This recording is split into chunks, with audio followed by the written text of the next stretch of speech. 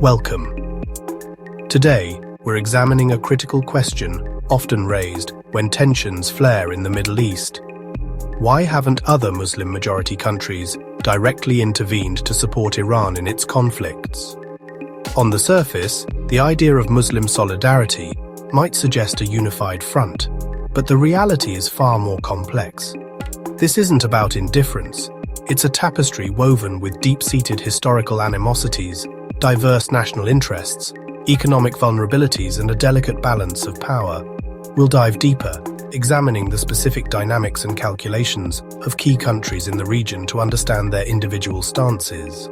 First, it's crucial to understand that the Muslim world is not a monolithic entity. It's incredibly diverse, encompassing a vast array of cultures, ethnicities, and significantly different interpretations of Islam. One of the most prominent factors influencing regional dynamics is the Sunni Shia divide. Iran is a predominantly Shia nation, while many other powerful Muslim-majority countries, particularly in the Arabian Peninsula, are Sunni-led. This historical and theological difference has, over centuries, evolved into significant political and strategic rivalries. These rivalries manifest in proxy wars, where Sunni-led states and Iran often support opposing sides in conflicts from Yemen and Syria to Lebanon and Iraq.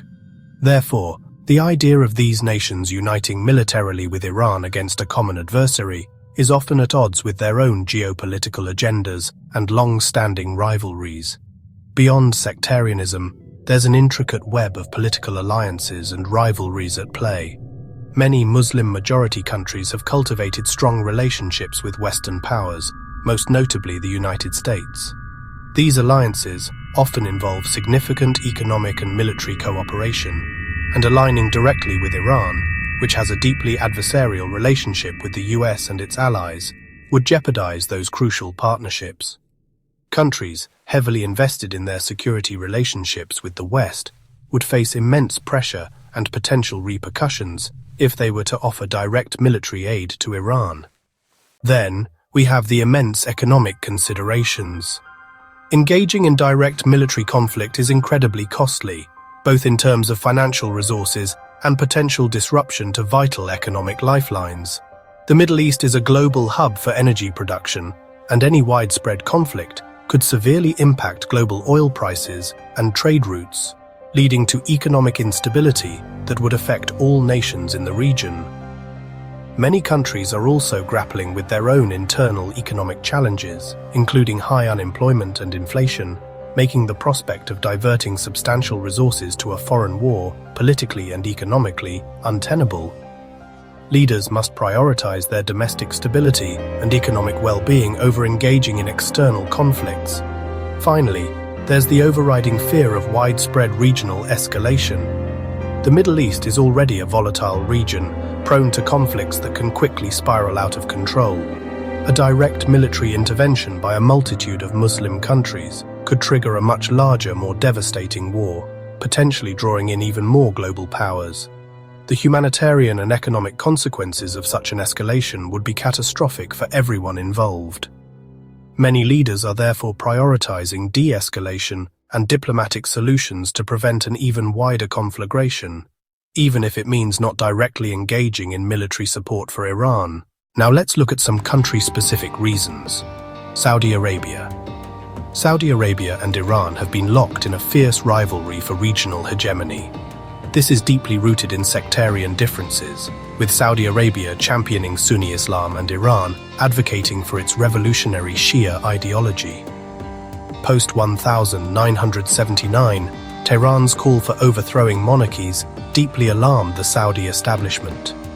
For decades, they've engaged in proxy wars, supporting opposing sides in conflicts from Yemen and Syria to Lebanon and Iraq.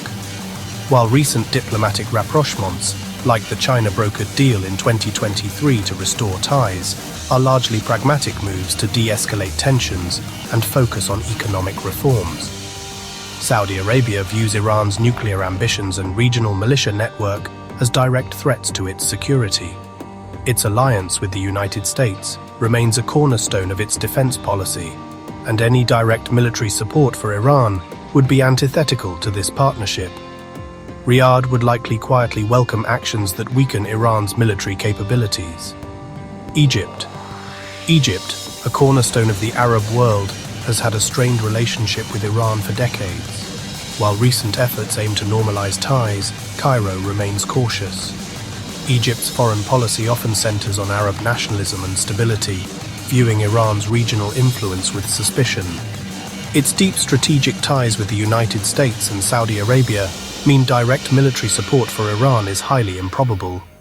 Egypt is more likely to play a role as a mediator, advocating for de-escalation rather than active participation in a conflict that could destabilize the Suez Canal, a vital economic artery, and the broader Red Sea region, critical to its security. Turkey, a powerful regional player, balances cooperation with competition with Iran. Both are non-Arab Muslim-majority powers, sharing a long border and significant trade. However, their geopolitical objectives often clash, particularly in Syria and Iraq, where they have supported opposing factions. Turkey's pragmatic foreign policy prioritizes its own national security interests, including countering Kurdish separatism and expanding its influence. Turkey maintains strong ties with NATO and the West, making direct military aid to Iran a significant deviation. Ankara would also be wary of fueling sectarian tensions that could destabilize its own diverse population.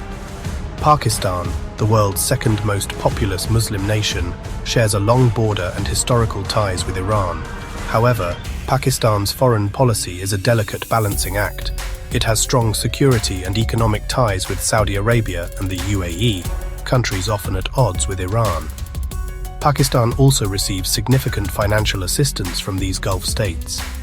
While Pakistan consistently voices moral support for Iran's right to self-defense, it has publicly stated it has not received any request for military assistance. Pakistan's primary focus remains its own internal stability, economic recovery, and managing its relationship with India, making it averse to getting entangled in a broader regional conflict that could exacerbate sectarian fault lines within its own borders. United Arab Emirates and Qatar. These Gulf states have historically been wary of Iran's regional ambitions. However, both have pursued strategies of de-escalation and pragmatic engagement with Iran recently. The UAE, a major economic hub, prioritizes stability and trade. Its Abraham Accords with Israel and strong security ties with the US mean it aims to be a bridge builder, not a combatant. Similarly, Qatar, which faced a blockade from its GCC neighbors, has cultivated closer ties with Iran and Turkey out of necessity. Both the UAE and Qatar host significant US military bases, making direct military support for Iran extremely unlikely. Their focus is on preserving their economic prosperity and regional stability, which would be severely undermined by any direct involvement. Iraq, a Shia-majority nation, shares a complex, intertwined relationship with Iran, marked by both deep historical animosity and significant post-2003 influence by Tehran.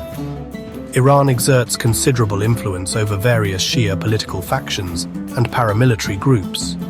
While Baghdad has close economic and security ties with Iran, it also seeks to balance these relations with its ties to Arab states and the United States. The Iraqi government is highly sensitive to external interference and seeks to maintain its sovereignty. Any direct military participation would risk reigniting internal sectarian conflict and further destabilizing the country. Indonesia. As the world's most populous Muslim-majority nation, Indonesia often advocates for global peace and dialogue. However, its foreign policy is primarily focused on Southeast Asia and its domestic development.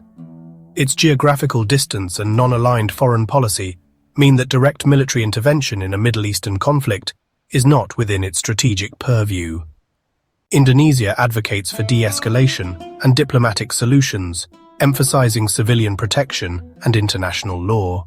In conclusion, the decision of Muslim-majority countries not to directly help Iran is not a sign of indifference, but rather a reflection of a complex calculus involving unique national interests, geopolitical realities, economic vulnerabilities, historical grievances, and the profound desire to avoid a devastating regional conflagration. Each country operates within its own specific constraints and priorities, making a unified military response a distant possibility.